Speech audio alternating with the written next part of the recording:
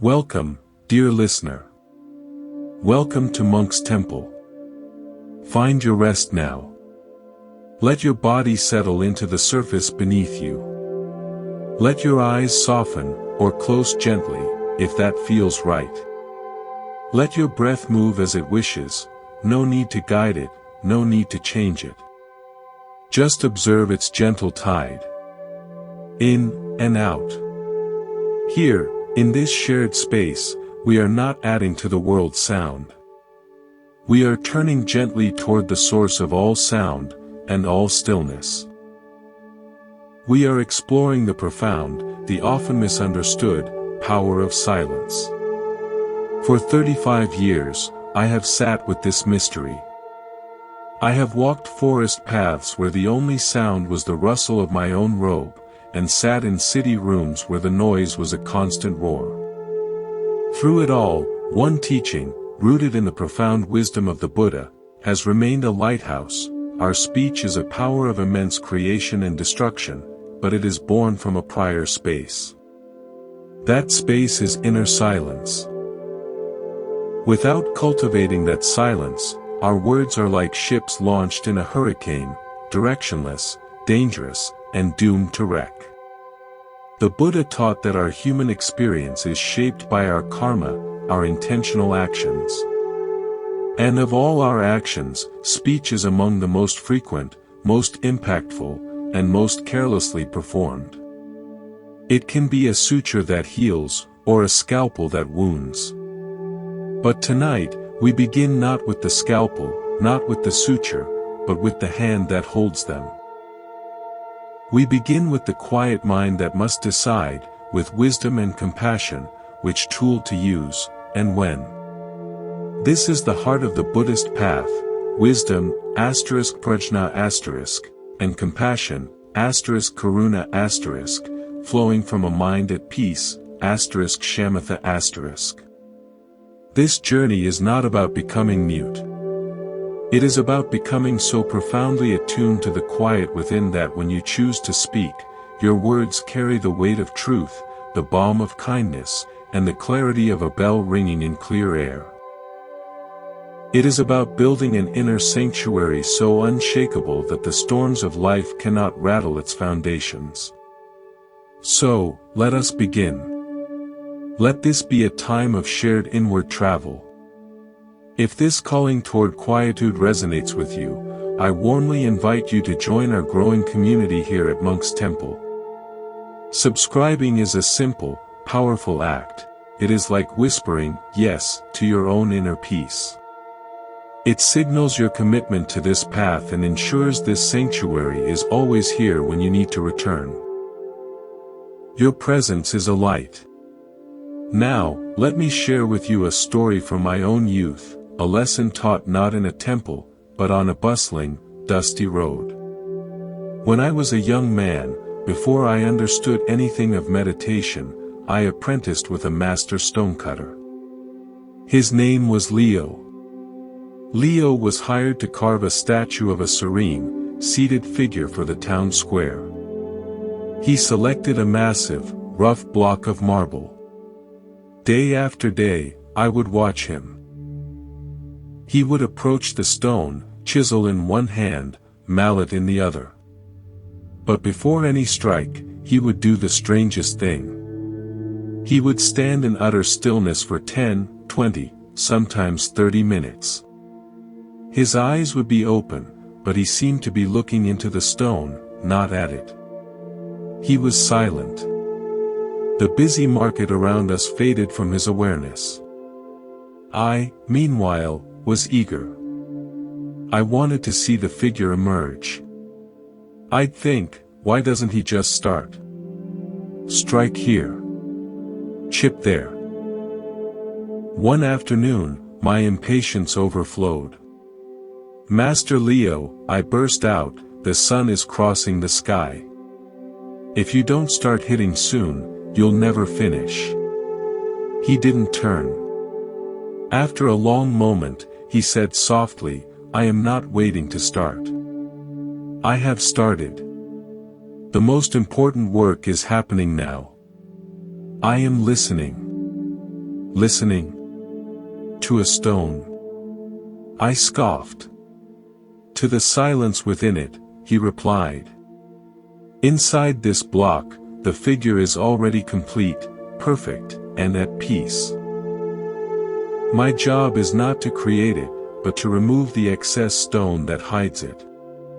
If I strike from my own noise, from my impatience, my pride, my idea of what it should look like, I will strike wrong. I will chip away a piece of the nose, the curve of the hand. I will create a flaw that can never be repaired. But if I wait, and listen, until my mind is as still as the figure within, then my hand is guided not by my small self, but by the vision of the whole. Then, the mallet falls not from effort, but from truth. Weeks later, I witnessed it. In one of his silent sessions, his arms suddenly lifted and fell in a single, precise tap. A large, unwanted flake of marble sheared away, revealing the smooth curve of the statue's shoulder. It was as if the stone itself had shed a skin. He hadn't forced it, he had allowed it. He worked from the silence, and the silence guided his action. Leo, my first true teacher, showed me that we are all stonecutters. Our life is the block of marble. Our words, our actions, are the chisel strikes. Most of us spend our lives hacking away frantically, driven by the noise of desire, fear, and opinion. We create jagged, flawed lives. But if we cultivate inner silence, that profound listening, we begin to see the perfect, peaceful figure already within us, our Buddha nature. Our actions then become the careful, mindful removal of what obscures it. The greed, the hatred, the delusion. We stop creating the flaw. This is the essence of the Buddha's teaching on right action and right speech. They are not rules imposed from outside, they are the natural, precise movements of a mind that has first become still enough to see what is truly there. Let us explore this core Buddhist principle in a new way, through a metaphor of two gardens. Imagine you have two gardens. The first garden is your mind when it is crowded with uncontrolled thoughts, ceaseless internal chatter, reactive emotions. This is the garden of noise. In this garden, you are a frantic gardener.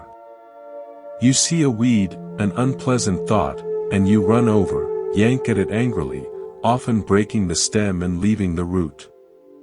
You see a flower, a pleasant thought, and you clutch it, fearing it will wilt, and in your clutching, you crush it. You scatter seeds, your words. Hastily, without care for season or soil. Some land on stone and die. Some are invasive species that choke other plants.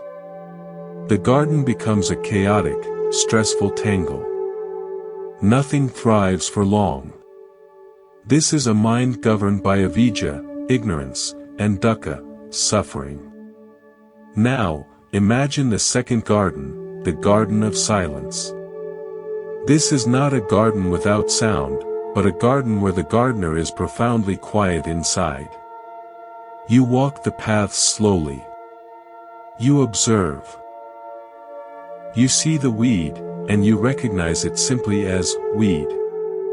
You don't hate it, you understand its conditions. With calm attention, you loosen the soil around it and remove it, root and all. You see the flower and you appreciate its beauty without needing to possess it. You choose your seeds, your words, with intention. You plant them in prepared soil, at the right time, and water them with mindful attention. This garden grows in harmony. It is resilient, beautiful, and fruitful. The practice of meditation, of cultivating inner silence, is the process of moving from being the frantic gardener in the garden of noise to becoming the mindful gardener in the garden of silence.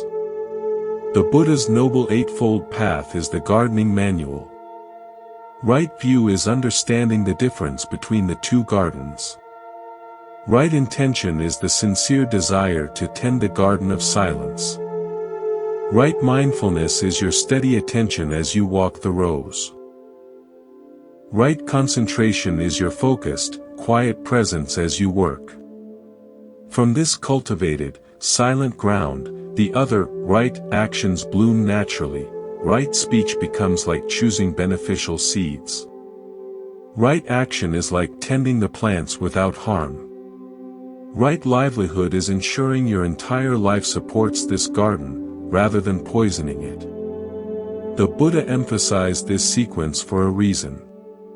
You cannot have skillful action, right speech, etc.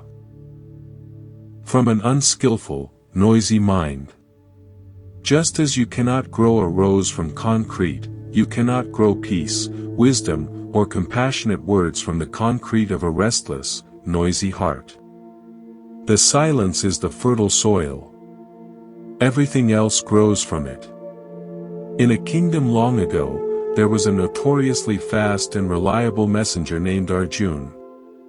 He could memorize long, complex treaties and run for days to deliver them verbatim. His mind was like a steel trap.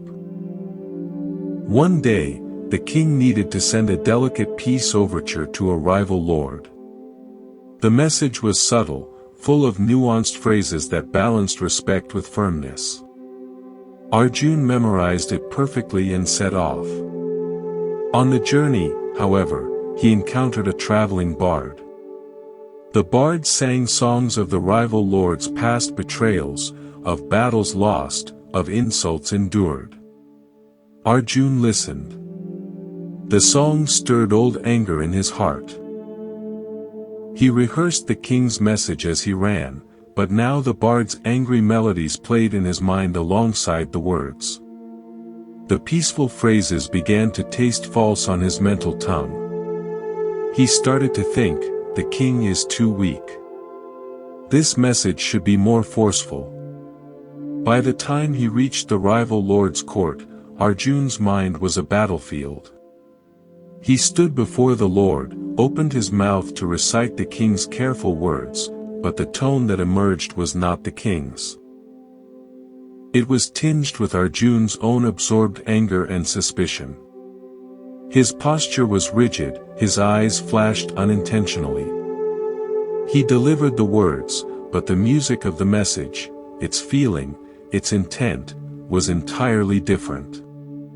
The rival lord, sensitive to tone, heard not an offer of peace, but a veiled threat. He took offense, and the war continued. A sage later explained to the heartbroken king, "You chose a messenger with a flawless memory for words, but you did not check the quality of the silence in his mind." His mind was not his own, it was a public tavern, where any passing stranger could leave a cup of poison. He memorized the message of peace, but he carried it in a vessel already soured by another's song. The words picked up the flavor of the vessel. The Buddha taught about manasikara, attention or advertence. Where we place our attention shapes our mind. Arjuna placed his attention on songs of bitterness. His inner silence was polluted. Therefore, even the perfect words he spoke were corrupted at their source, his own mental state. This story illustrates why right speech in Buddhism is impossible without right effort, guarding the senses, mindful attention, and right mindfulness. We must be guardians of our inner silence, lest we become messengers who perfectly deliver the wrong feeling, and in doing so, perpetuate suffering. Let us continue our journey, deeper now into the heart of quiet. We have spoken of the stonecutter and the garden, of the importance of the soil from which our words grow. Now, imagine your mind as a vast, deep lake. On a day without wind, the surface is perfectly still. It becomes a mirror, reflecting the sky above with flawless clarity, the clouds, the passing birds, the blue expanse. You can see all the way down into its depths, to the stones and sands below. This is the mind in a state of natural, silent awareness. But when the winds of thought begin to blow, worry about tomorrow, regret about yesterday, commentary about today, the surface of the lake is disturbed. Ripples form, then waves. The reflection shatters into 1,000 broken pieces. The clear view into the depths is gone, obscured by churning sediment. You can no longer see the truth of the sky, nor the stability of the lakebed. You see only the chaotic agitation of the surface. This is our usual state. We mistake the storm of our thoughts for the totality of who we are. We believe we are the ripples, the waves. The Buddha's radical teaching is that we are the lake itself, vast, deep, and inherently still. The practice of silence is the practice of letting the winds die down, so that our true, reflective nature is revealed. This is not a passive waiting. It is an active allowing. It is the cultivation of upekkha, equanimity, which is not indifference, but a profound, balanced stillness that can hold all weather without being destroyed by it. From this place, your perception clears. You see things as they are, not as your rippling anxiety distorts them. And from this clear seeing, your responses to the world, including your speech, naturally align with reality, with wisdom, with care. I remember a time, many years into my practice, when I faced a situation that felt like a hurricane across my inner lake. A close friend, someone I trusted deeply, acted in a way that caused significant difficulty for many in our community. The immediate reaction within me was a storm of betrayal, anger, and the desire to confront, to reprimand, to publicly name the wrong. My mind churned with speeches I could make, points I could score. The waves were high. For 3 days, I did nothing but sit. I simply watched the storm. I felt the heat of the anger, the cold pull of disappointment. I acknowledged each wave without jumping onto its back and riding it into action. I tended to my silent practice with more diligence than ever. On the 4th morning, the lake was not perfectly calm, but the gale had subsided to a breeze. In the clearer water, I could see something I had missed entirely in the tumult, my friend's profound fear. His action hadn't sprung from malice, but from a terrified, misguided attempt to avoid a catastrophe he alone foresaw. He had chosen disastrously, but his route was not evil, it was blind panic. With this clarity, my course of action became obvious. It was not a public confrontation. It was a private, quiet conversation that began not with accusation, but with a simple, silent presence, and then the question, what were you most afraid of? That conversation healed what a speech from my anger would have shattered forever. The silence within me had allowed for a clarity that transformed conflict into compassion. That is the power we are speaking of. Now, let me tell you of a village that had forgotten the taste of its own water. There was a village built around an ancient, plentiful spring. The water was sweet, clean, and healing. For generations, people simply dipped their cups into the spring and drank. But as the village grew, a clever engineer arrived. He said, "This is too simple. Too plain. We can improve this." He built an elaborate network of pipes, pumps, and treatment tanks. He added filters for imaginary impurities, injectors for flavors, sometimes lemon, sometimes mint, sometimes something medicinal. The system became so complex that no one remembered how to access the original spring.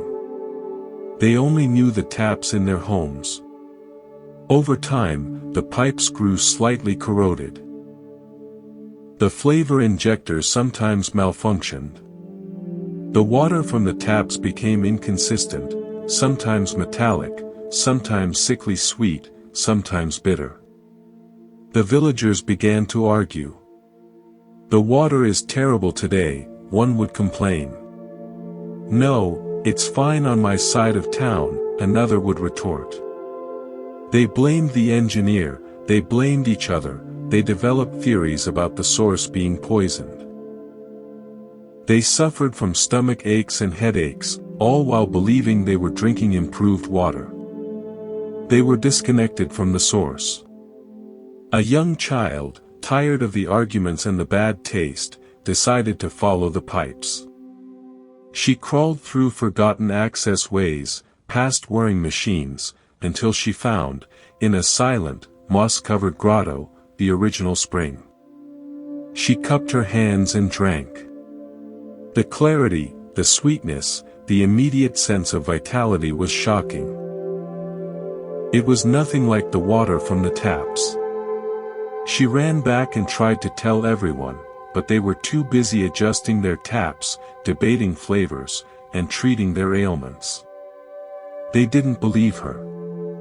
"We have a modern system," they said. "Your simple spring is just a fairy tale. Our minds are like this. The original spring is our innate, Buddha nature mind, clear, peaceful, wise, and compassionate. It is always flowing. But from childhood, we build elaborate systems over it. The pipes of our education, the pumps of our ambition, the flavor injectors of our opinions, our prejudices, our self-images. We become so identified with the complex network of our thoughts and personality that we forget the source entirely. We drink the metallic water of anxiety, the bitter water of resentment, the sickly sweet water of vanity, and we believe this is what life is. We argue with others who are drinking from their own corroded systems. The practice of silence is the courageous act of walking back through the machinery, turning off the pumps, and sitting by the original spring. It is sipping directly from that clear, cool, silent awareness. At first, it might feel too simple. Where is the flavor of my drama? Where is the familiar metallic tang of my worry? It can feel boring, plain. But if you persist, you remember the taste of truth. You remember what real nourishment feels like. And from that place, you can begin to clean the pipes. Your speech becomes like offering someone a cup drawn directly from the spring, clear, refreshing, and true. It cuts through the arguments about taps. The Buddha's entire teaching is an invitation to trace the pipes back to the source. He doesn't give you a new flavor, he shows you how to find the water that was there before any flavor was added. This leads us to another vital understanding from the Buddhist path. The difference between reaction and response. They may look similar, but they are born from entirely different places within you. A reaction is instantaneous. It is a splash from the disturbed lake. It is the bitter water from the corroded tap. It is the first, unchecked surge of energy from a conditioned pattern, anger to a threat, flattery to a compliment, deflection to criticism. It comes from the garden of noise, from the unlistening stonecutter. It is often followed by a sense of unease, of, why did I say that? A reaction is a prisoner of the past, habit repeating itself. A response, however, has a moment of silence in it. However brief, there is a sacred pause. In that pause, you touch the still lake, you taste the pure spring. You connect with the larger, wiser awareness that is your true nature. From that connection, an answer arises that is fresh, appropriate, and aligned with the present moment, not merely a replay of old tapes. A response may be firm, but it is not cruel. It may be kind, but it is not weak. It carries integrity. It comes from the garden of silence. It often leaves a sense of peace, of rightness, even if the outcome is difficult. The Buddha taught sati, mindfulness, as the gatekeeper to this pause. Mindfulness is the faculty that notices the impulse to react. The heat rising, the sharp word forming on the tongue, and simply holds it in gentle, non-judgmental awareness. In that holding, space is created. The storm cloud of reaction is not discharged as lightning, it is observed until it dissipates into the spacious sky. Then, from the clarity that follows, you respond. This is how silence transforms communication. You are no longer a puppet jerked by the strings of external events. You become a conscious participant in the dance of life. Let me share a tale of a bell that refused to ring. In a monastery famed for its discipline, there was a bell used to mark the hours of meditation and work. It had a rich, profound tone that could be heard for miles. The bell ringer was a devoted but intensely serious monk. He approached his duty with grim determination, pulling the rope with great force to ensure the bell was heard by all, that no one could ignore the call to duty. Over years of this, a hairline crack developed in the bell's great bronze body. The monks began to notice the tone was changing. A faint discordance, a brittleness, had entered the once pure sound. Still, the bell ringer pulled with the same force. One day, an old visiting master was walking in the courtyard when the bell rang. He flinched, not at the volume, but at the sound. He found the bell ringer afterwards. "Brother," he said softly, "you are breaking the bell." "I am serving the schedule," the monk replied defensively. "The schedule is served by the sound, not by the effort," the old master said. "Come." He led the monk to the bell tower. "Do not ring it for 3 days. Just sit here with it for a few minutes each hour." Frustrated but obedient, the monk did so. He would sit in the silent tower, watching the great, cracked bell. At first, his mind raced with thoughts of all the monks missing their cues. But gradually, the silence of the tower seeped into him. He began to notice the bell itself.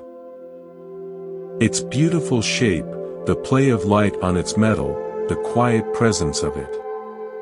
He felt a strange sense of care for it, this instrument he had only ever used as a tool. On the 4th morning, the old master returned and simply nodded. The monk stood, took the rope, and instead of pulling with all his might, he gave it a gentle, mindful tug. The bell spoke. The note was softer, yes, but the discordance was gone. The sound was pure, resonant, and it seemed to travel even farther on the morning air, not as a command, but as an invitation. The old master smiled. You see, the bell's true voice was waiting. It only asked for your respect, not your force. You had confused devotion with strain. Your forceful effort was the crack in the silence, and it created a crack in the metal. Ease is not laziness. It is intelligence. We treat our own minds, our own lives, like that bell ringer. We think that to be good, to be productive, to be spiritual, we must strive with grim force. We pull the ropes of our will with all our might, creating internal cracks, stress, burnout, resentment.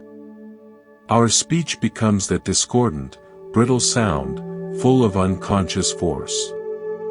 The practice of silence teaches us to sit with ourselves, to appreciate the instrument of our being without immediately using it. It teaches us that true power, true resonance, comes from a place of inner ease and respect, not frantic effort. When we speak from that ease, our words carry a pure tone that reaches hearts without strain. This is the middle way taught by the Buddha, not lethargy, not frantic striving, but balanced, mindful, effortless effort. Let us sink deeper into this quiet. The journey inward is not a straight path, but a spiral, returning again and again to the same truth from different vistas. We've spoken of lakes and springs, of reactions and bells. Now, let us consider the nature of the listener. For silence is not only about the one who speaks, but profoundly about the one who hears. In the profound teachings of Buddhism, deep listening is itself a form of sacred silence, an act of dana, generosity, offered with our full being. Imagine you are holding a delicate, ancient seashell to your ear. The lore says you will hear the ocean. But if your own mind is a roaring tide of thought, you will hear only your own roaring. You must become still to hear the vast, distant hum within the shell. Another person's words, their heart, their unspoken pain or joy, is like that shell. If you listen from your own noise, composing your reply, judging their story, comparing it to your own, you do not hear them. You hear only the echo of your own internal sea. But if you can offer a listening that is silent, spacious, and utterly present, you create a holy container. Into that container, they can pour their truth. And in that pouring, they often hear themselves anew. The Buddha was called the One Well Gone, because he had gone to the ultimate silence within. From that place, his listening was so complete that he could hear the cries of the world, not as noise, but as a path to liberation. I learned this not from a scripture, but from a maple tree. In my early days of seeking, I would often sit beneath a particular grand old maple at the edge of a field.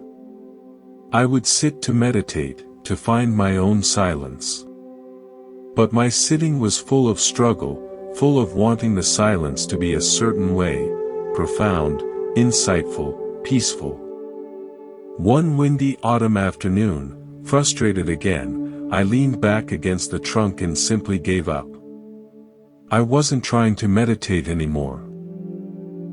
I just sat, defeated, listening to the wind. And I heard the tree. Not with my ears, but with my whole body. I felt the great, patient presence of it. It was not silent in the absence of sound. The wind roared through its countless leaves, a mighty torrent of noise. Branches creaked. Leaves tore free and swirled. Yet the tree itself was silent. It was not the wind. It held the wind. It allowed the wind to pass through it, to make its noise, without becoming frantic, without trying to quiet the gale. Its roots were deep in a silent earth. Its core was steady. It listened to the storm by being unmoved by it. In that moment, I understood deep listening. It is not an empty vacuum. It is a rooted, silent core that can hold the noise of another storm without being blown over, without needing to stop the weather. From that rooted silence, true understanding can grow, just as the tree grows from the quiet dark of the soil. This is the preparation for right speech. Before you can speak wisely, you must be able to listen wisely. And wise listening requires an inner silence strong enough to be a sanctuary for another's truth, however turbulent. There is a story from the annals of an ancient court that illustrates the peril of the unlistening mind. A generous but talkative king was known for solving his subjects' disputes. Two farmers came before him, arguing over a single cow. Each claimed sole ownership. The first farmer, Arid, spoke with great passion, detailing the cow's markings, its habits, the history of its mother. The king, thinking himself clever, jumped in halfway through.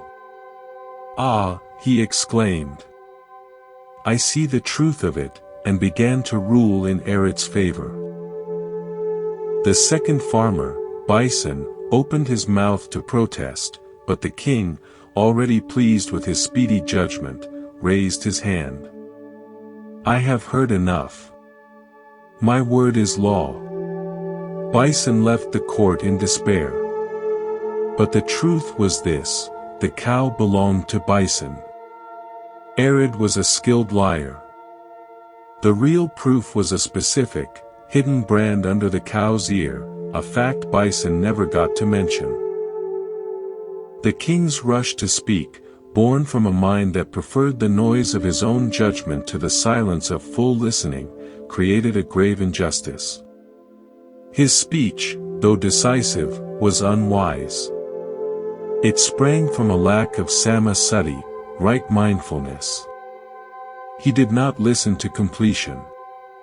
He did not create a silent, patient space for the whole truth to emerge. Weeks later, the deceit was discovered. The king, ashamed, went to a sage. "How could I have been so foolish?" he lamented. The sage asked, when the first man spoke, "Were you listening to him, or to your own thoughts about what he was saying?" The king was stunned into silence. He realized he had been listening to his own internal commentary. "This man is persuasive, I can solve this quickly, how wise I will seem."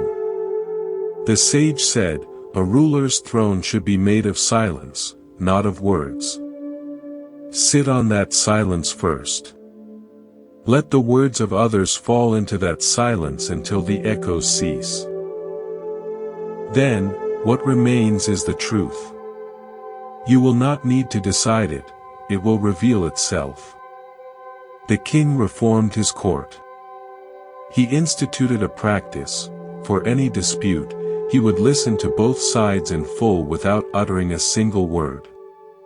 He would then sit in silence for the count of 100 breaths before speaking his judgment. It is said the quality of his justice became legendary, because his judgment seemed to arise not from him, but from the truth itself, which had room to be heard in the silence he provided. This practice is a mirror for our own lives. How often do we half listen? Our partner shares about their day, and while they speak, we are already formulating our own story, our advice, our correction. Our child tries to explain a feeling, and we interrupt with a lesson. We listen to reply, not to understand.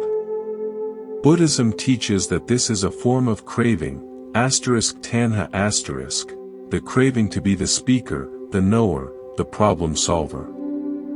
It feeds the ego but starves the connection. True listening requires the renunciation of that craving. It requires the generous, silent offering of your attention.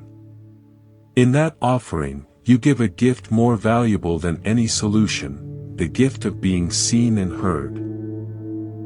Let us shift our gaze from the court to the workshop, to consider the tools we use to build our relationships. Think of your awareness as a workshop. In this workshop are many tools. There is the hammer of decisive speech, the saw of critical analysis, the screwdriver of detailed explanation, the sandpaper of soothing words. These are all good tools, useful in the right context.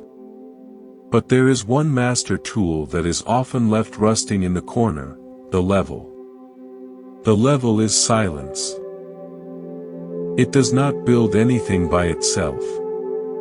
But before you use the hammer to drive a nail, you use the level to see if the beam is true. Before you use the saw, you use the level to mark your line. The level provides the foundational measurement of what is. It reveals the reality of the situation, the alignment, the balance. If you try to build without the level, your entire structure will be off. The house of your relationships will have crooked doorways. Conversations will be sloping floors where things roll into misunderstandings. You'll spend all your time with the hammer and saw, trying to force things to fit, blaming the tools or the wood, never realizing you never checked for truth first. Mindful silence is that level. Before you speak, before you use the hammer of a firm statement, the saw of a critique, you pause. You apply the level of silent awareness to the situation. You ask internally, what is truly happening here? What is the real need? What is my true intention? You measure the emotional alignment. This momentary application of the level ensures that your subsequent use of tools, your words, will be skillful, appropriate, and will contribute to building something true and lasting. The Buddha's teaching on Yoniso Manasikara, wise reflection, is this very process. It is using the level of wisdom before taking action. Without this, we are like carpenters swinging hammers in the dark, surprised when we hit our own thumbs or break the wood. We speak from assumption, from skewed perception, and we create messes that then require more noisy, frantic speech to clean up, perpetuating the cycle of dukkha. Now, let me share a story about a well that reflected the sky only when it was still. In a dusty village plagued by drought, there was a single, deep well. It was the lifeblood of the community. The villagers noticed a curious thing. On perfectly calm days, when no one was drawing water and the wind was still, if you looked into the well, you could see the reflection of the sky at the bottom, a perfect, tiny circle of blue with a passing cloud. They called it the well's eye. It was considered a sign of good fortune. But when water was being drawn, buckets splashing, ropes churning, the surface would be agitated and the eye would vanish. A severe drought came. Fear gripped the village. People lined up day and night, drawing water frantically. The well's eye was never seen. Arguments broke out over water rights. The village head, a wise woman, made a decree. For 1 hour at dawn and 1 hour at dusk, no one was to draw water. No buckets, no ropes. The well was to be left in absolute peace. At first, people protested. We need every drop. But she insisted. During those silent hours, people would gather around the well, not to draw, but simply to look. And there, in the stillness, the well's eye would reappear. That small circle of perfect blue sky, deep in the earth, became a symbol of hope. It reminded them of a reality larger than their fear, the enduring sky, the vast peace that held their tiny struggle. The silent hours did not lessen their water supply. In fact, the well seemed to recharge more effectively. More importantly, the shared silence around the well calmed their hearts. The arguments ceased. They began to cooperate, to share more fairly. The crisis was managed not just through the resource, but through the shared silence that allowed them to see the symbol of hope within it. Our heart-mind is that well. In our frantic drawing from it, constantly pulling up thoughts, emotions, reactions, words, we churn the surface. We lose sight of the I, the reflection of our own boundless, peaceful nature. We become identified with the splashing, with the drought, with the fear. The practice of deliberate silence, those scheduled hours of non-doing, non-speaking, non-thinking, allows the churning to settle. It allows the I to reappear. And in seeing that reflection of vastness deep within ourselves, we remember who we are beyond the temporary conditions. We find hope, perspective, and the calm needed to act wisely. This is the profound gift of samadhi, concentration, that the Buddha taught. It is not an escape from the world, it is the discovery of the still center from which the world can be met with grace. Now, let us turn our attention to a force that shapes our world more than we may realize, the stories we tell ourselves in the quiet theater of our own minds. This is where silence meets its greatest test and reveals its most transformative power. The Buddha taught about sankhara, mental formations, the habitual thought patterns, narratives, and judgments that we construct moment by moment. These are the silent scripts we rehearse when no one else is listening. They are the architects of our suffering and, potentially, of our liberation. Imagine you are the sole playwright and director of a private, continuous play. The stage is your mind. The actors are your thoughts, your memories, your projections of the future. When you are not mindful, when you lack the silence of awareness, this play runs on autopilot. It is often a drama, sometimes a tragedy, occasionally a farce. A casual glance from a stranger becomes a scene of rejection. A minor mistake at work spirals into a third-act disaster of financial ruin. A quiet moment becomes a nostalgic montage of lost happiness. You believe these stories.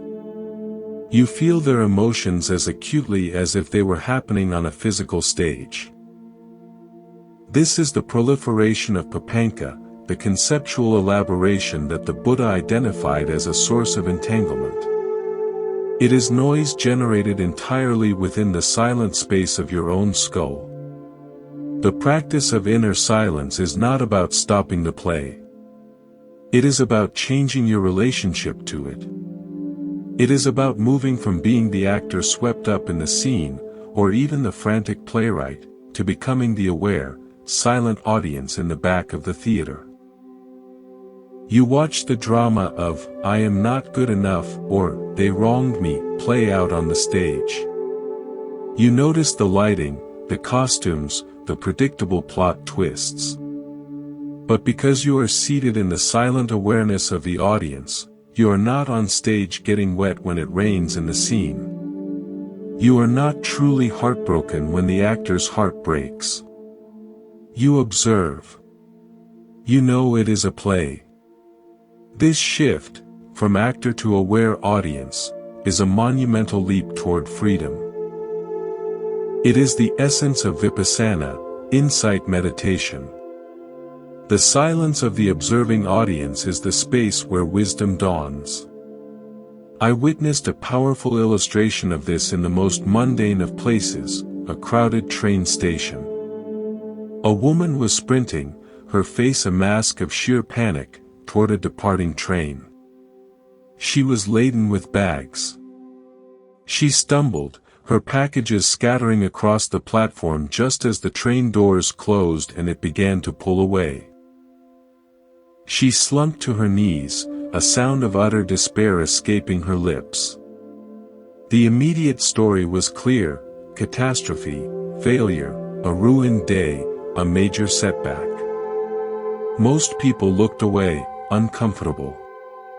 But an elderly monk sitting on a bench nearby did something simple.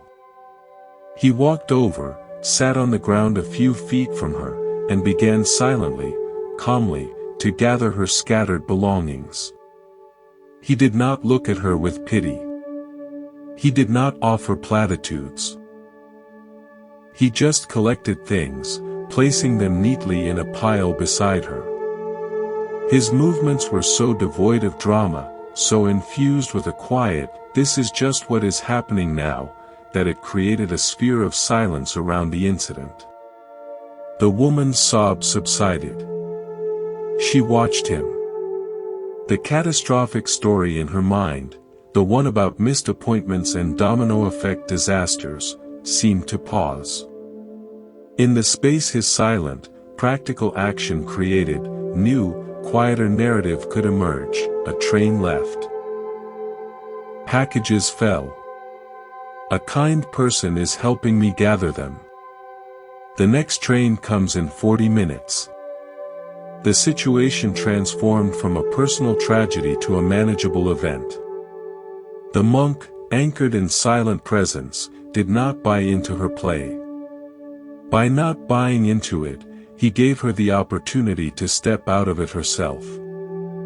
This is a sacred function of the silence we cultivate. It allows us to not be colonized by the frantic narratives of ourselves and others. It gives us the stability to respond to the fact of the situation, not the frightening story about it. Let us consider another metaphor, the knot and the open hand. When we are caught in our mental stories, worry, resentment, planning, our mind is like a tightly clenched fist. The fingers are curled in, gripping, tense, closed off. Energy is trapped. Perception is limited to what is inside the grip. This fist can only pound or protect, it cannot receive or touch gently. This is the mind of dukkha. Silence, true mindful silence, is like the conscious, gentle opening of that fist. Finger by finger, we release the grip. We let go of the storyline we are clutching. The hand opens, palms soft and facing upward. In this open state, several things happen. Energy can flow freely again. The hand can now feel the breeze, it can receive a falling leaf, it can offer a gentle touch. It is available, receptive, and at peace. The open hand does not mean passivity. An open hand can still form a fist if truly needed for protection, but it does so consciously, temporarily, and then releases again. It is not perpetually, habitually clenched. Our speech from a clenched fist is defensive, forceful, brittle. It is the language of the ego under siege. Our speech from an open hand is clear, connected, and compassionate. It comes from a mind that is not defending a territory, but is engaging with reality. The Buddha's teaching on non-clinging, Anapadana, is the practice of opening the fist. Meditation is the daily exercise of feeling the tension in the grip and choosing, moment by moment, to release it into the spacious silence of open awareness. There is an ancient parable about a musician and the empty cup. A famed musician traveled to play for a renowned but critical sage. Eager to impress, the musician played a complex, technically flawless, and emotionally fiery composition. When he finished, he looked expectantly at the sage. The sage said nothing. He simply picked up a porcelain teacup and began to pour tea from a pot. He poured and poured. The tea overflowed the cup, cascaded over the table, and pooled on the floor. The musician cried out, "Stop! The cup is full. It can hold no more." The sage set the pot down. "Exactly," he said softly. "You came to me like this cup, already full. Full of your technique, your desire for praise, your knowledge of music, your own emotion. There was no space for anything new, for any true reception. The music could not enter me because you were too busy pouring from a vessel that had no emptiness. The most beautiful sound is born from silence and meets silence. If there is no silence in the player, and no silence in the listener, it is just noise spilling onto the floor." The musician was humbled. He spent a week in the sage's hut, not playing a single note, but sitting in silence, practicing menial tasks with full attention. At the week's end, the sage handed him his instrument. The musician played a single, pure note. It hung in the silent air of the hut, and in that note, the sage heard the entire universe. He bowed. "Now," he said, "you play. Because now, you begin from emptiness." Our minds are so often that overfull cup. We are filled with opinions, knowledge, past experiences, anxieties about the future. When we speak from this fullness, we are just spilling over. Our words, however clever, cannot truly touch another because there is no receiving silence within us to give them weight. We must first create the empty, silent space within. We must pour out the stale contents of our constant mental chatter. Then, what arises? A word, an action, a note, comes from that vibrant, fertile emptiness. It is fresh. It is alive. It communicates not just data, but being. This is why in Zen Buddhism, they say, if your mouth is full of food, you cannot sing. If your mind is full of worry, you cannot see truth. The Buddha's path is one of emptying, of sunyata, often translated as emptiness, which is not a void, but a potentiality, a readiness to receive things as they are. This brings us to a subtle but crucial point. The difference between solitude and loneliness. They are often confused, but one is a prison of the mind, and the other is a palace of the soul. Loneliness is a story. It is the painful narrative of separation, of lack, of being cut off. It is the clenched fist longing for something outside to pry it open. It is noise, the aching sound of wanting connection. Loneliness can be felt in a crowded room. Solitude, in the sense we speak of it here, is a silent, chosen communion with your own being. It is the open hand, resting on your own knee.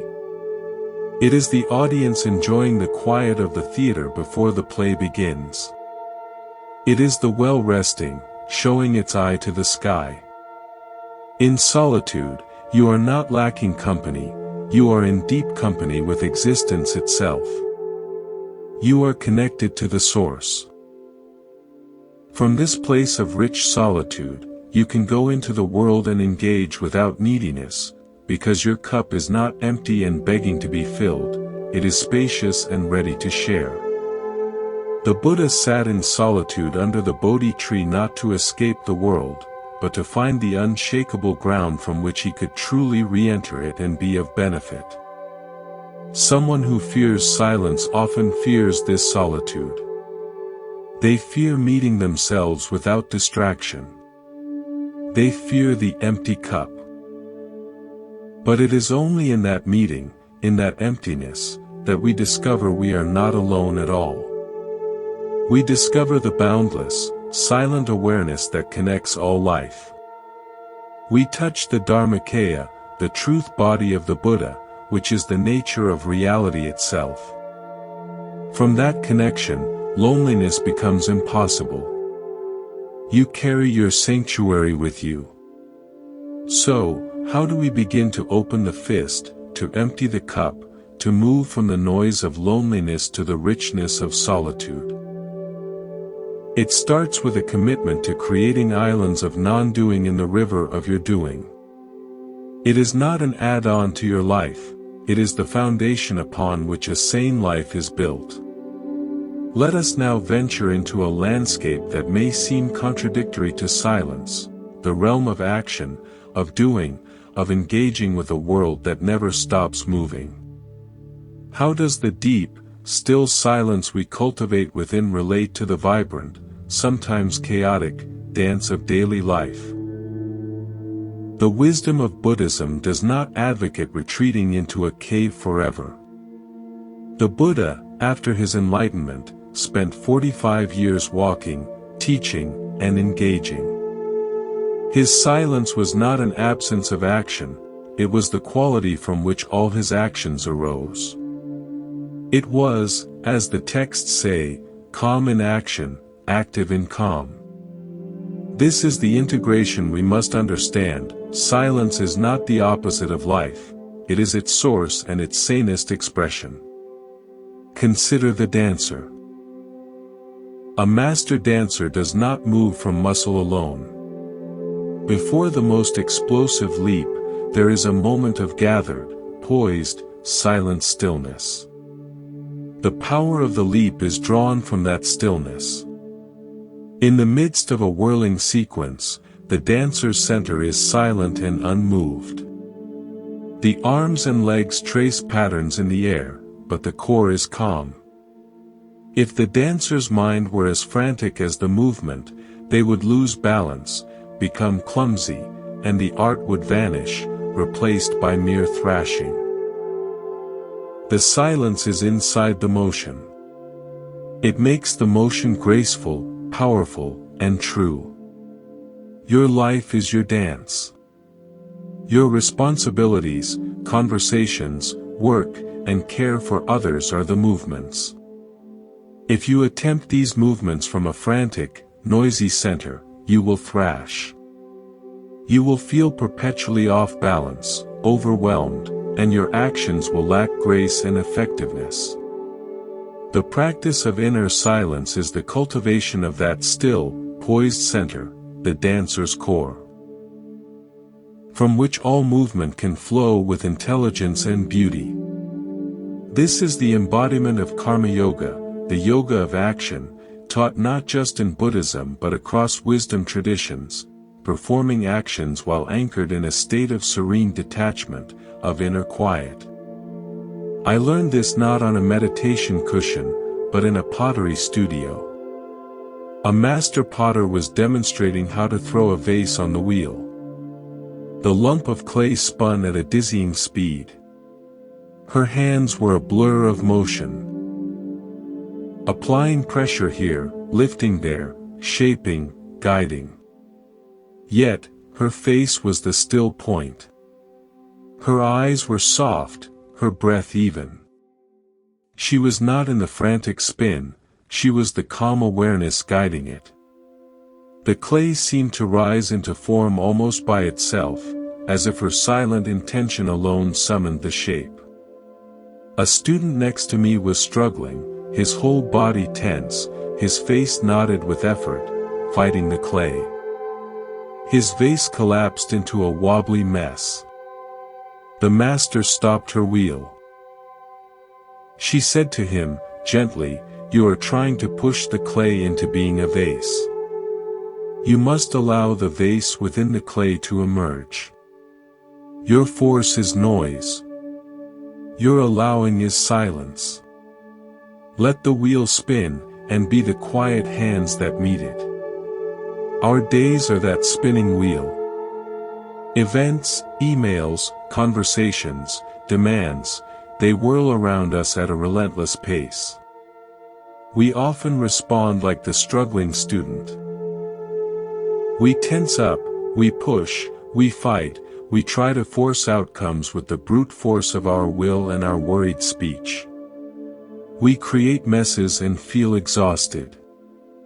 The alternative is to become like the master potter, to find that unshakable silent center within the spin, and from there, allow our actions, our touches, our words, to be precise, timely, and effective.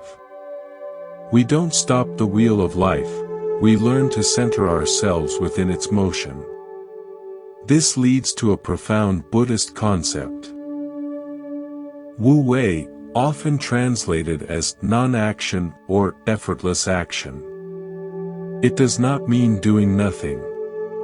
It means actions that arise so naturally from alignment with the way things are, from that silent, centered awareness, that they leave no trace of strain, no residue of friction. They are like a bird flying, it does not flail against the air, it uses the air's nature to soar. Speech born from this place is Wu Wei speech. It is not prescripted or forced. It is the exact right word for the moment, arising spontaneously from deep listening and inner quiet. It cuts through complexity without effort. There is a story of a general who was also a devoted student of silence. His kingdom was threatened by a much larger army. The war council was in an uproar, advisors shouting strategies, advocating for preemptive strikes, full retreats, desperate alliances. The general sat through the meeting in utter silence, his eyes closed part of the time. The king, exasperated, finally demanded, "General, what is your counsel? Speak." The general opened his eyes. "We will open the city gates," he said calmly. The council fell into stunned silence, then erupted in protest. "That is suicide. Treason." The general raised a hand, not forcefully, but the room quieted. The enemy expects fear, barricades, and desperate tactics. They are prepared for noise, for resistance. They are not prepared for silence, for openness. Send the non-combatants to the temples.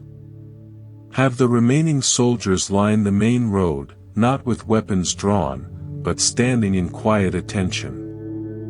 Leave the gates wide open. Trusting his unprecedented record of success, the king agreed, though fear gripped his heart. The invading army arrived at the walls, baffled by the open gates, the silent, attentive soldiers, the eerie calm. Their own momentum, built for a siege, faltered. The general, alone and unarmed, walked out through the gates and stood in the field before the enemy commander. He did not speak. He simply stood in profound, fearless silence, meeting the commander's gaze. The enemy commander, expecting defiance or supplication, was completely disarmed. The silence was a weapon he did not know how to counter. In that stretched moment, his own mind, usually filled with the clamor of strategy and aggression, became quiet. He saw the futility of attacking a city that offered no resistance, only dignified presence. He saw his own reflection in the general's calm eyes. He dismounted, bowed slightly, and ordered his army to retreat. Not a single blow was struck. The silence had been a fortress more impenetrable than any wall, a strategy more cunning than any ambush. This story is not about pacifism in the literal sense, but about the power of a consciousness rooted in silent, non-reactive awareness. It demonstrates that the most powerful action can sometimes be a supremely conscious inaction, a silence so potent it changes the entire field of energy. In our own lives, we face invasions of stress, conflict, and pressure. Our instinct is to barricade, defensiveness, launch a preemptive strike, aggression, or flee, avoidance. But what if we could, at times, open the gates? What if we could meet the invading force of a harsh word, a looming deadline, a personal conflict, not with the noisy counterattack of our own anxiety, but with a deep, inner silence? From that silence, a response emerges that is often unexpected, creative, and transformative. It is the application of samatha, tranquility, not as a retreat, but as an engaged presence. Now, let us consider a more personal, interior application. We all carry an inner committee. Voices of the past. A critical parent, a demanding teacher, a jealous friend, a disappointed partner. These voices hold meetings in our minds, often without our conscious permission. They debate our worth, critique our choices, and forecast doom. This is the internal dialogue, and it is rarely kind or wise. It is the epitome of unskillful mental noise. The practice of silence is not about shouting this committee down. That only adds another, louder voice, the voice of the spiritual critic, to the fray. Instead, it is about becoming the silent, benevolent chairperson of the meeting. You allow each voice to speak its piece. You listen with detached compassion. You do not argue with the critical parent. You do not believe the jealous friend. You simply note, the voice of old criticism is speaking. There is the voice of fear. By not engaging, by not fueling the debate with your belief or your resistance, you rob these voices of their power. They speak into a silent, spacious room, and eventually, having received no reaction, they grow quiet. The committee adjourns. In the resulting silence, your own true voice, the voice of your Buddha nature, which is quiet, clear, and kind, can finally be heard. This is the practice of Siddhabhavana, cultivation of the heart-mind. We cultivate the silence that allows the weeds of conditioned thought to wither and the flowers of innate wisdom to bloom. I will share a personal memory of this. For years, whenever I was about to teach or speak publicly, a very loud, sharp voice in my head would hiss, "Who do you think you are? You are a fraud. They will see through you." It was paralyzing. For a long time, I tried to argue with it. I am not a fraud. I have studied. I am sincere. The argument would escalate, leaving me drained and anxious before I even began.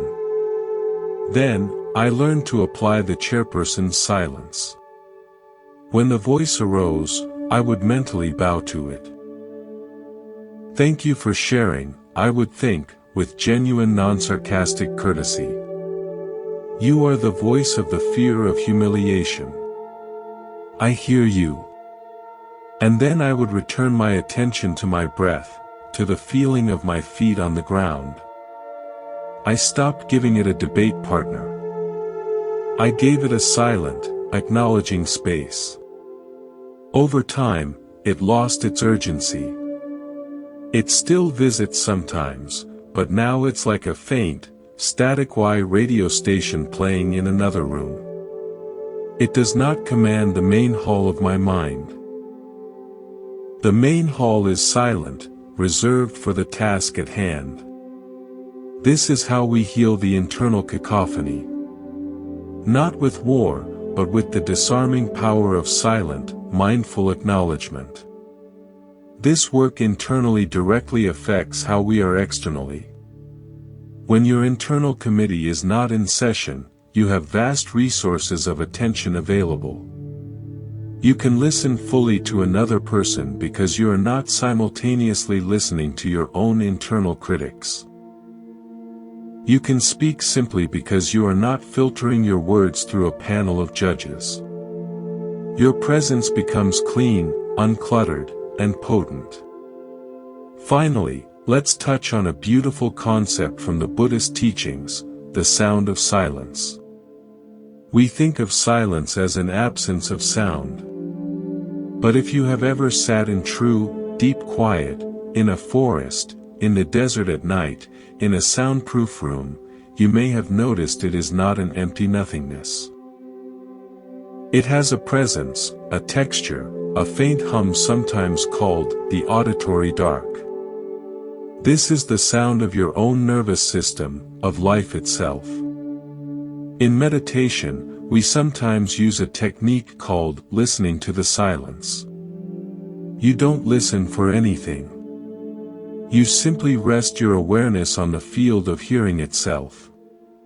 In that resting, a profound unification occurs. The boundary between the listener and the listened softens. You become the silence. This is a direct experience of anatta, not self. You are not a small self listening to silence out there. You are the silent, aware space in which all sounds, including the thought, I, arise and pass away. From this unified, silent ground, compassion, karuna flows naturally. You see the suffering of others not as separate from you, but as movements within the same silent field. Your desire to help is not a duty, but the natural impulse of that field to bring itself back into harmony. Your words become an expression of that harmony. They are no longer your words, but words lent to you by the silence itself, for the benefit of the whole. We are now entering the deeper waters of our journey, where the streams of understanding we've followed converge into a single, vast ocean of silence. We have spoken of many things, the stonecutter's vision, the well's eye, the open hand, the dancer's core, the inner committee. Now, let these images dissolve into the direct experience of being. In this final part of our exploration, we will move beyond stories and metaphors into the very heart of what the Buddha pointed to, the liberation that is found not in acquiring, but in letting go, not in speaking, but in the profound, wordless understanding that silence reveals. Imagine you stand at the edge of a great, still forest at dusk. The business of the day.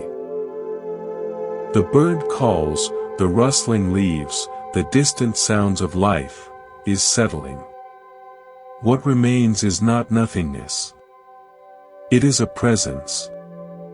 A palpable, breathing quiet. This is not the absence of sound, but the presence of peace. If you walk into that forest, you do not bring the silence with you, you enter into a silence that has always been there, waiting for your awareness to join it. Your own mind, when all its chatter subsides, is that forest. The peace is not created, it is recognized. It is your original nature, before the first thought was ever formed. The Buddha called this nirvana, not a heavenly realm, but the extinguishing of the fires of greed, hatred, and delusion, revealing the cool, clear, silent ground of being that was there all along. This recognition is not a spectacular event for most. It is often a gentle, humbling homecoming. It is the moment you realize that the peace you've been seeking in achievements, relationships, and experiences has been the very space within which all those things have been appearing. You are not the flickering images on the movie screen, you are the still, white light of the projector. This light is silent. It makes no comment on the drama it displays. It simply allows, illuminates, and is. To identify with this silent, illuminating awareness is the ultimate purpose of the Buddhist path. From this identification, life is lived, not as a problem to be solved by frantic speech and action, but as a mystery to be inhabited with awe and compassion. Let me tell you a story about a mirror that never fogged. In a village, there was a legendary mirror, said to have been polished by an enlightened sage. It was passed down through generations of a family. The peculiar property of this mirror was that no matter the weather, be it the humid heat of summer or the cold breath of winter, its surface remained perfectly clear, never fogging over. People would come to gaze into it, and they would say, "It shows my face more clearly than any other mirror." But a wise observer noticed something else. Those who looked into it did not just see their own reflection, they seemed to grow calm. Their agitated breathing would slow. The lines of worry on the faces in the mirror would soften, even as the person stood there. A skeptical scientist came to study it. He subjected it to every test, blew steam on it, placed it in a chilled room, analyzed its metallic composition. He found nothing extraordinary about the glass or the silver. Baffled, he finally sat before it in frustration, just staring. And in his staring, his own frustration began to melt away. He realized the mirror's secret was not in its surface, but in its effect. It reflected back not only the image, but the quality of the gaze. If you looked at it with a frantic mind, you saw your own franticness with such utter, still clarity that it stopped you. The mirror's unwavering clarity provided a silent reference point of peace. By showing your disturbance without judgment, it invited that disturbance to settle, to match the mirror's own undisturbed nature. Our own deepest awareness is that mirror. It is Buddha Dhatu, the Buddha element. It is always clear, always present, never fogged by the content of our experience, thoughts, emotions, sensations. These are like the weather passing over its surface. We spend our lives obsessed with the weather, the storm of anger, the fog of confusion, the sunshine of joy, believing we are the weather. The practice of silence is the simple, repeated turning of attention from the weather to the mirror itself. To the aware space that is knowing the storm, but is not stormy, knowing the fog, but is not foggy. In that turning, we alchemize our relationship to experience. We are no longer victims of our inner climate, we are the silent, clear sky in which all climates arise and pass. This understanding transforms our relationship to suffering. Pain is inevitable. Physical pain, emotional loss, the ache of the heart, these are part of the human condition. But suffering, in the Buddhist sense of dukkha, is our resistance to that pain. It is the story we tell about it, the frantic mental speech that says, "This shouldn't be happening. I can't stand this. It will always be this way." This resistance is noise. It is the fog we blow onto the mirror. The silent, mirror-like awareness does not resist pain. It allows it to be felt, fully and completely. In that allowing, something miraculous happens, the pain remains, but the suffering. The noisy, added layer of complaint and fear, begins to dissolve. The pain is held in a vast, silent container that can bear it without breaking. This is the great gift of the silence we cultivate. It gives us the capacity to bear the unbearable, not through gritted teeth, but through infinite, compassionate space. Now, consider the ripple and the pond. A single pebble of an unkind word, a failure, a fear, is dropped into the pond of your mind. The immediate, automatic mind creates ripples. The first ripple is the event itself. The second ripple is the thought, "That was bad." The third is, "Why does this always happen to me?" The fourth is, "What will happen next?" The fifth is a memory of a similar past pain. Soon, the entire pond is churning with ripples upon ripples, all generated by the mind's commentary. This is prapanca, the proliferating nature of thought. It takes a single event and multiplies it into a world of suffering. Silence is the practice of letting the pebble drop, and then, just watching. You don't follow the first ripple out into the second, third, and fourth. You rest as the pond itself. You feel the initial disturbance, and then you return your attention to the deep, still water below. The ripples, deprived of your obsessive attention, naturally expend their energy and subside. The pond returns to stillness much more quickly.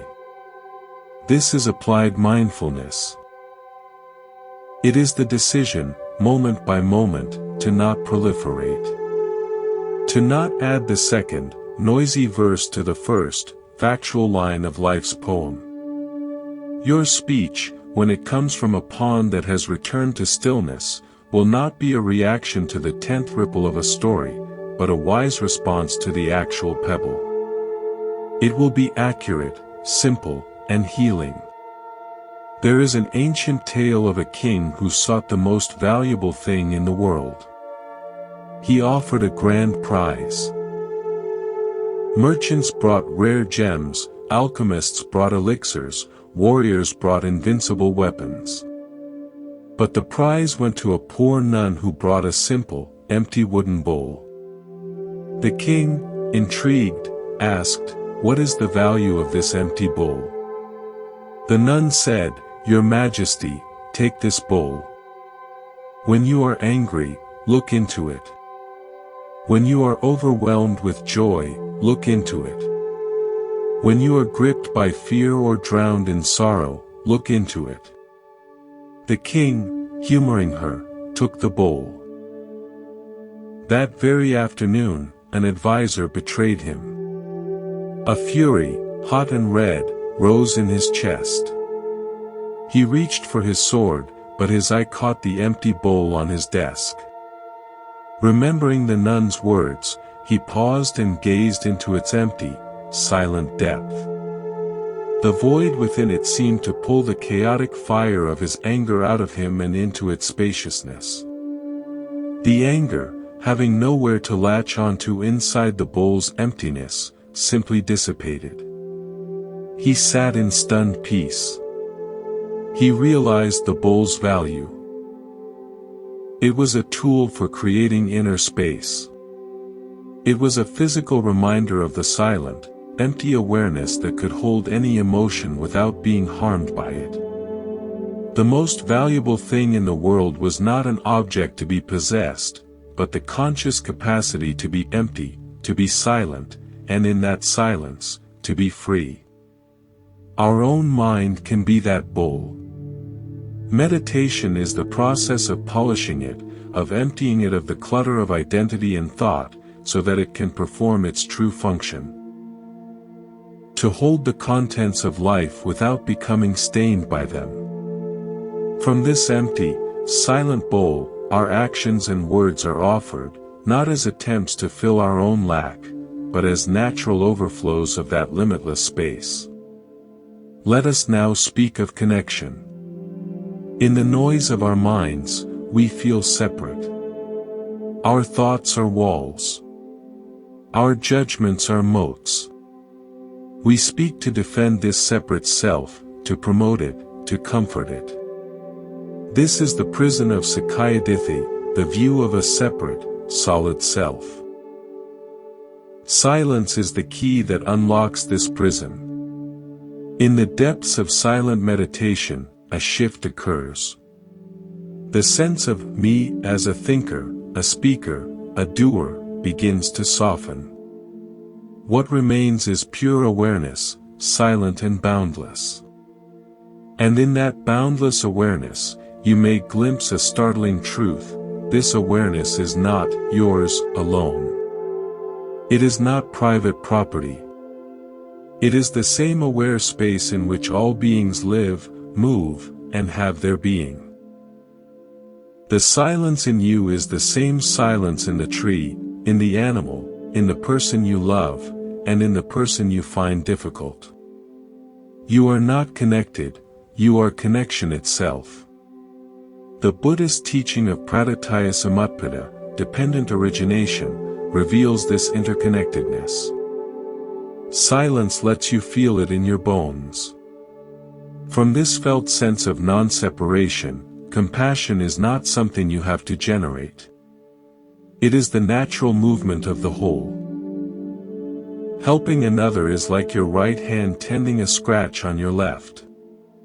It is instinctive, immediate, and without thought of reward. Your speech becomes an expression of this unity. It is kind because unkindness would be violence against your own being.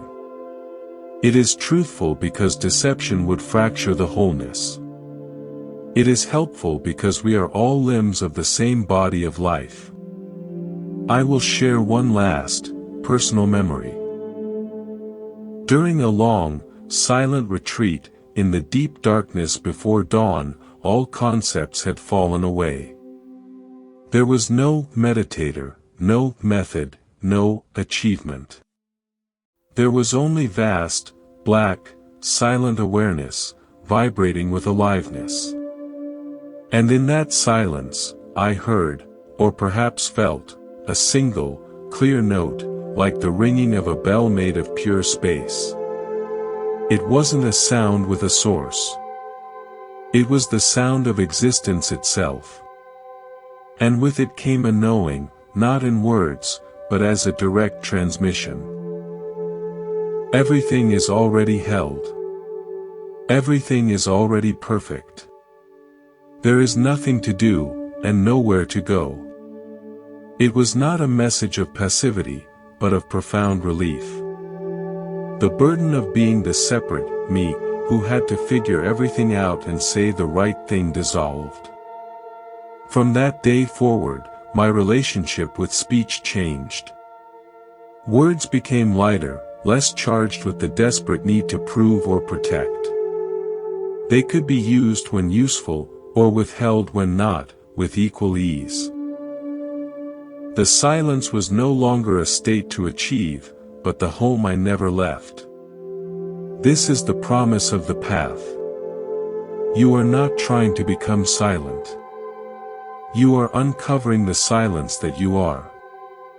So, as we come to the end of our spoken journey together, let this not be an end, but a true beginning.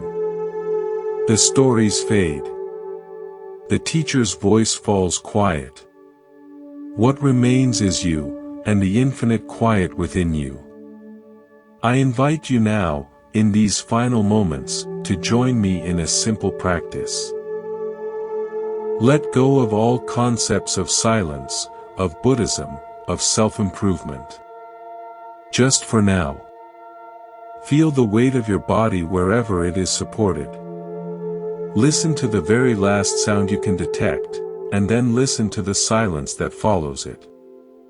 Feel the breath moving on its own. You are not breathing. Breathing is happening. Notice the space between thoughts. That space is not empty, it is full of presence. Rest there. As the listening, as the feeling, as the space.